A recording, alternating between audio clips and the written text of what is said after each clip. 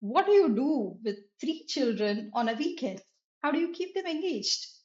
I try to really keep Saturday and Sunday free so it doesn't fill up our entire weekend. I feel it really takes a village to handle the children. So sometimes you really need this extended help.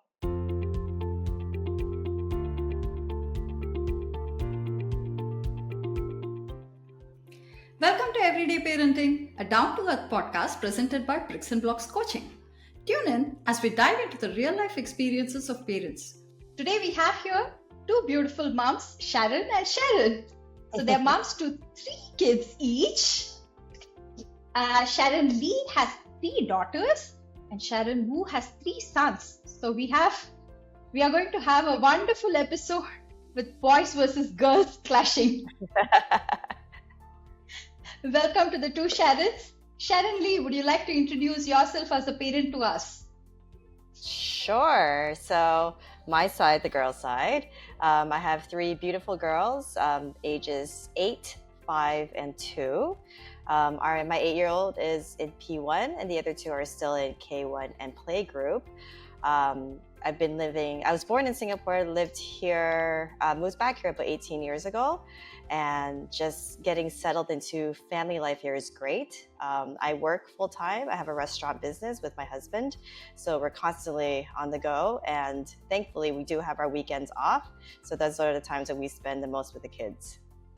Oh, lovely, lovely. How about you, Sharon Wu? Hey, hi. So I'm on the boys side, and I have three boys, and eldest is Kay, he's 5 this year. Second boy is Kai, 4 years old, and then I have Koi, who is 2 years old. I thought that I would be a very seasoned parent, but I was not, because my sisters, they have children, and I was not really babysit. It's like, over the weekends. I thought I was like, oh, very well prepared, but when I had my first boy, I was like, no, this is not how you should be. Yeah, every child is different, right? Hey, but before we start, how did you choose these names, Kay, Kai, and Koi? So it started with that. I wanted because my husband's name is Kelly, so I wanted, because it's boys, right? So I said, okay, let's start with a K. And I always like simple words. So after he was born, I was like, no, let's not give the name first. Let's see the look, and then we decide what is the best name. And just 2 weeks after we gave birth, we have to register the birth cert, right? It was just at the night that we were like, okay, let's use this Japanese name. So K actually was a Japanese name. Then after we gave birth, we went on the second child, we went back to our gynae, and then she asked what's the name. We said we have K, and then we have Kai, and then she goes like, ha ha ha, so the next one can be a Koi. We're like, okay, but Koi sounds like a girl, right? We said, okay, we hope it's a girl. But then, it's still a boy, but we also went ahead with Koi. So the third name is kind of like given by the guy. That's a great story. That's a great story. Yeah. Sharon Lee, how did you choose your girls' names? My oldest daughter, her name is Amelia, and my husband is actually very close with his grandmother, Amelia, and asked if we could name her after Amelia. So that's her name. Then our second is, her name is Isla Oma. We were trying to continue with the A's, and we stopped with her actually. So we call her Isla Oma. I forgot how we actually came up with her name. I think it just stuck when we just kept looking for A names and just listing them out, shortlisting them. Finally, we stuck with Isla, but she actually now goes by her middle name, which is Oma. And then my youngest, her name is Selah, Selah. And we came across it in a Bible verse once, and it's kind of through, at that point where you're just like, that's the one that we want. So Stella stuck with us. So we didn't continue with the A's. You didn't continue with the A's? No. Did you want to have boys? I don't know. When we first had, we first found out it was a girl. Actually, funny story is that when we first were trying to get the gender from our doctor, he actually said it was a boy. And for a month, we just started planning after a boy, and then, everything, okay, we're having a boy. Then we went back to him the next time. He's like, oh, I'm so sorry, it's a girl. It was my mistake. I mistook something. And we're like, okay, great. And for me, I was very happy to have a girl because I'm like, okay, I can relate to her. We can do this. We can go shopping. We can, all these things start coming up in your head. Then the second one was a girl as well. And we're like, okay, great, sisters, perfect. The third one happened to be a girl. And we're like, okay, well, I don't know what it is like to raise boys. So this is perfect. You can recycle your clothes. You can, you just have a little bit more of like it's easier for us, right? To kind of continue with the girl line. I'm sure for you, Sharon, as well, like, what to do with boys. So if you have a girl pop up, you're like, wait. I don't really know. Yeah, we have a nephew and he has a daughter, and she also comes to our home on the weekends. Sometimes I also don't know how to manage her because like it's all boys, right? Yeah, this is when you go to the toilet, this is what we do, and then when you change your diaper, this is what you do. There's additional steps when it comes to a girl. I'm like, okay, I don't know, maybe I just step away. like I'm supposed to be a seasoned mom, but not really exactly a seasoned mom. Like a gender is different. Yeah. This introduction nicely leads into our topic for the day, right? Which is weekends with kids. So what do you do with 3 children on a weekend? How do you keep them engaged? Sharon Lee. I try to really keep Saturday and Sunday free. So what I find myself doing is I'll schedule a few classes for them that is of interest to them. For example, I have swimming classes and dance class for my oldest, swimming classes for both. And then my husband has been taking our second to yoga class. But we keep it very simple, and we try to do some other classes during the weekdays, like the Mandarin tuition and art classes. So it doesn't fill up our entire weekend. So I try to manage it where we do the classes at a specific time during the day, and then we still have, like, let's say the morning, we can all hang out together and have lunch together before the class, or in the afternoon. It's like a free and easy time, so that at least we have, like, Sundays we can be like, hey, today, do you want to go to the zoo? Sure, let's do that. You wake up feeling like you still have planned itineraries, but some free and easy time. How about you, Wu? Do you actually plan for your weekends? Yeah, for me, because I know the boys have all the energy in the morning, so I try to sleep late, but they can't. They will just wake up like the timing where they're supposed to go to school. So like 7-ish, 8, they will be awake. And then, so for Saturday's morning, we actually have we have gym lessons. So the 3 boys, I managed to get a time slot that all the 3 of them can be there. So that me and my husband will have our own time for an hour. It was like a very cherished hour. So after that gym lesson, we will head for lunch. And then after that, we now have a new slot where we send the boys for music. So Kay goes for his piano, and Kai, because it's not too structured, organized, so he's still going for some sing and play. But then again, I try to manage to get the same slot for them. So on Sunday morning, we try again to sleep a bit later, but they can't.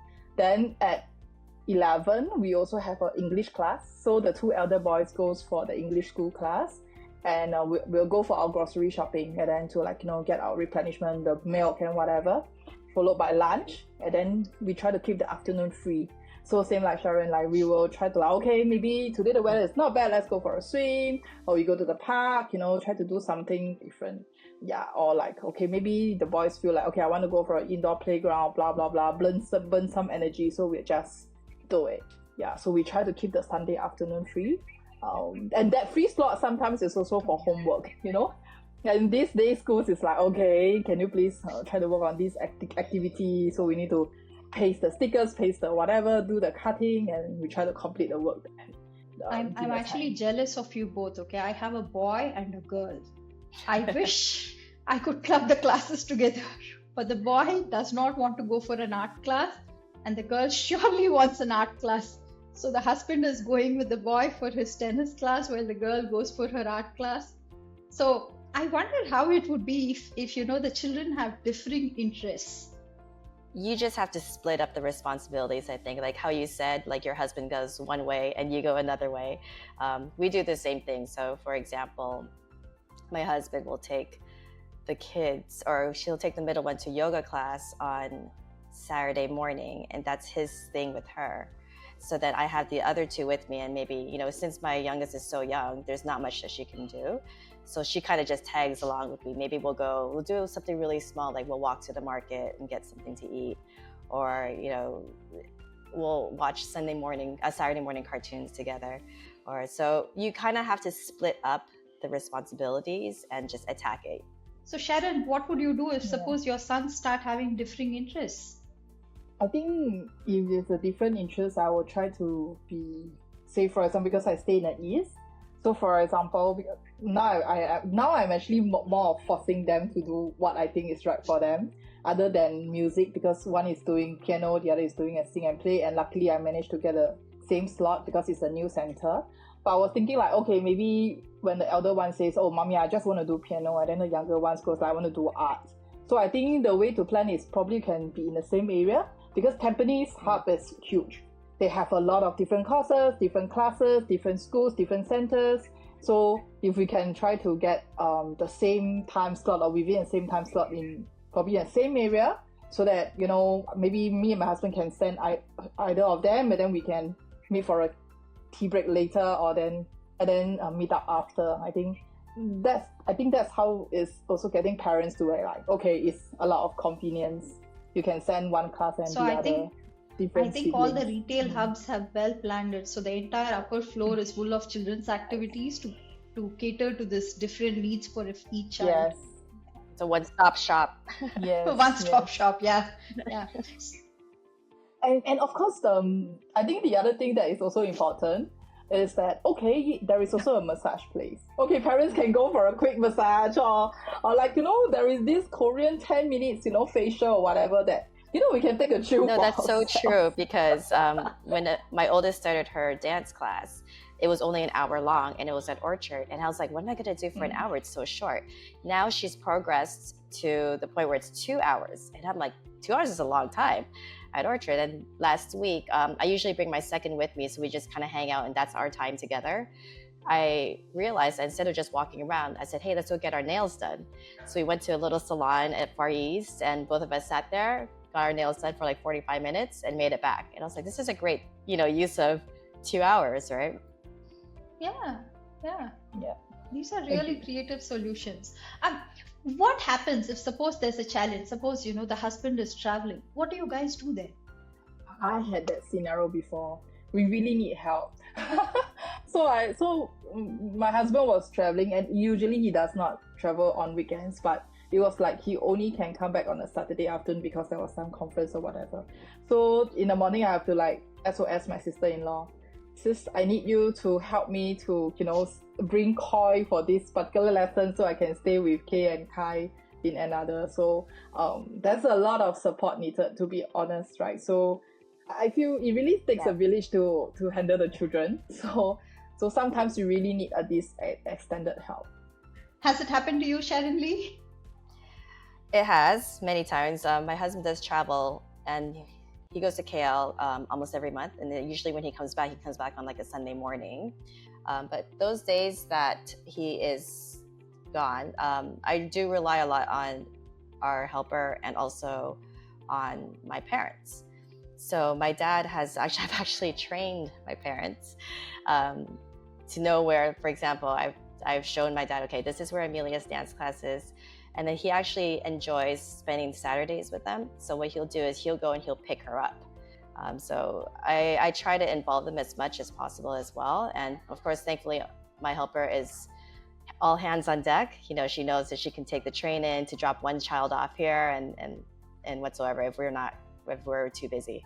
So have you had any such funny or scary moments with the kids? My scary moment is that because Kai, being the middle child, he needs a lot of attention. Yeah, so sometimes me and my husband will discuss like, okay, after we drop them to the class, we need to go to this supermarket or do this store to get certain things.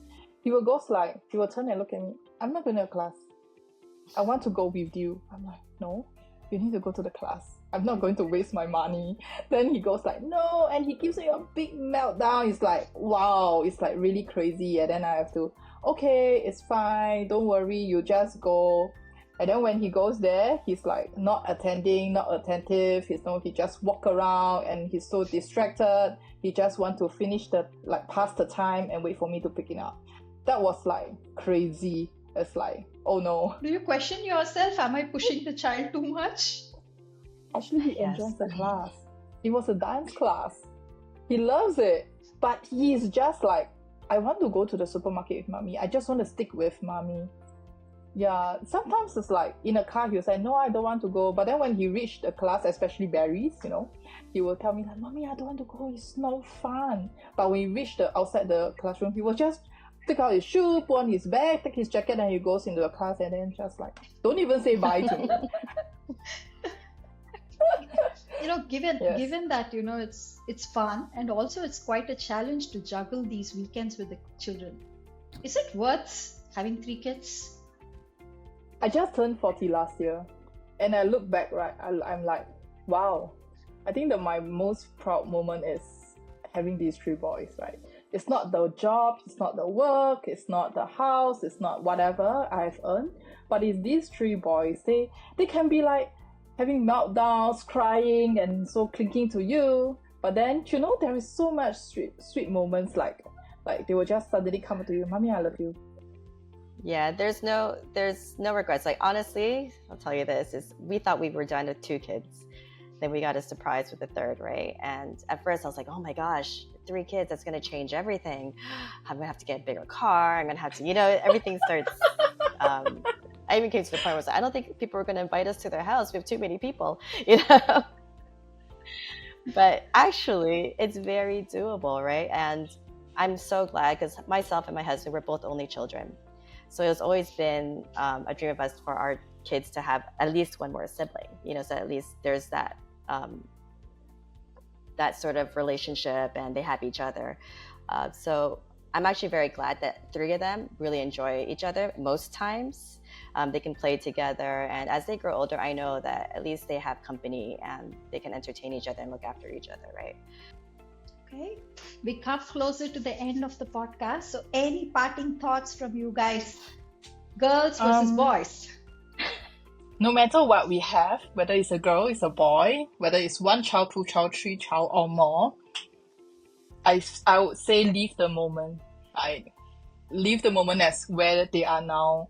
If they are 2 years old, let them be 2 years old. Don't force them to be a 5 years old. If they are 5 years old, just remain. Don't force them to be like an 8-year-old. Expect them to be very well structured, be the perfect children. When we were young, we were never like that too, right? Let them be a child, but fill in with them and leave the moments together with them, right? If they are just having a meltdown, just let them cry it out, right? And just bear with it for that 10 minutes, it will be fine. Maybe sometimes longer. I mean, it's a way for them to regulate their own emotions, right? But it's not like, but they need that. If they need that, just let them do it. And I agree. I think you should just enjoy every moment, because time passes. They grow up. Enjoy every second that you have, whether it's good and bad. Life is all about balance, I feel. And,